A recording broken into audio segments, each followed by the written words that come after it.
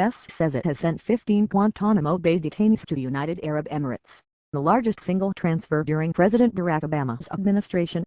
The Pentagon says the transfer of 12 Yemeni nationals and 3 Afghans brings the total number of prisoners down to 61 at the U.S. facility in Cuba.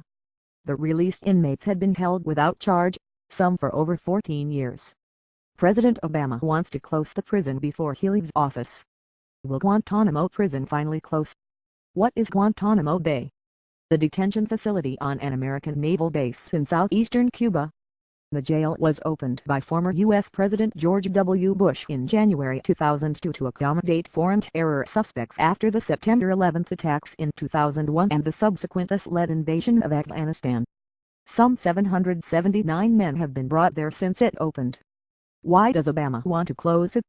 The president says its existence harms partnerships with countries whose help the U.S. needs in fighting terrorism. He says Guantanamo Bay is contrary to U.S. values, undermining the nation's standing in the world, the standing based on support for the rule of law. Most inmates there have not been charged and, in February, Mr. Obama lamented that not a single verdict has been reached on those there that have. He also believes the facility fuels the recruitment of jihadists. It's also expensive to run, £445m £345m annually. So why has it not been closed? One key point is that Mr. Obama needs congressional approval and both houses have a Republican majority. Many Republicans back keeping the facility open.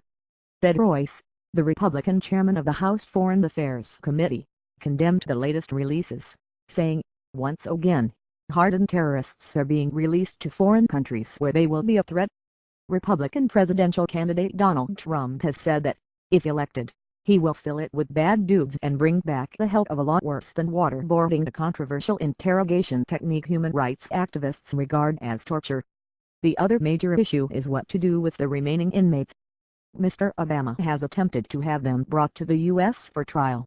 However, only one Guantanamo inmate has been transferred to the U.S. for trial. Tanzanian Ahmed Gailani was jailed for life in 2011 before Congress barred the transfer of any others. Politicians from both parties have said that Guantanamo prisoners do not belong on U.S. soil or in civilian prisons, arguing they are too dangerous. What are the inmate numbers? Afghans, Saudis and Yemenis have made up more than 60% of the prisoners, although about 50 different nationalities have been represented. The vast majority of the 779 inmates were released under the previous administration of George W. Bush. 9 have died at the prison.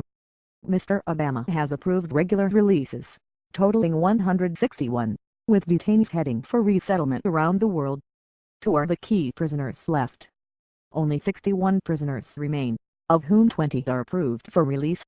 The key figures left, all of whom have been charged and are currently in pre-trial hearings, are Khalid Sheikh Mohammed, regarded as a senior operative in Al-Qaeda, who has been charged over the 9/11 attacks. Reportedly admitted personally decapitating kidnapped U.S. journalist Daniel Pearl in 2002. Ramzi Binalshib, alleged to be another senior Al-Qaeda figure linked to 9/11, tried to become one of the plane hijackers but failed to get a U.S. visa. Mustafa Ahmed al-Hussein, suspected financial chief used by Khalid Sheikh Mohammed to arrange the funding for 9/11 Walid bin Attash, allegedly helped in the preparation of the 1998 East Africa embassy bombings and the USS Cole bombing and acted as a bodyguard to Al-Qaeda leader Osama bin Laden. What has happened to those released? Figures from the Office of the Director of National Intelligence show that, of the inmates released under George W. Bush, 21% were confirmed to have engaged in militant activity, while 14% were suspected of having done so. Of the releases under President Obama, only 5% were confirmed to have engaged in militant activity and 8% were suspected of having done so. Many of those released have simply returned to their homelands. Many returning Afghans harbor resentment both as why they were sent to Guantanamo Bay and their treatment there. Many still report harassment by security forces, although they insist they pose no threat.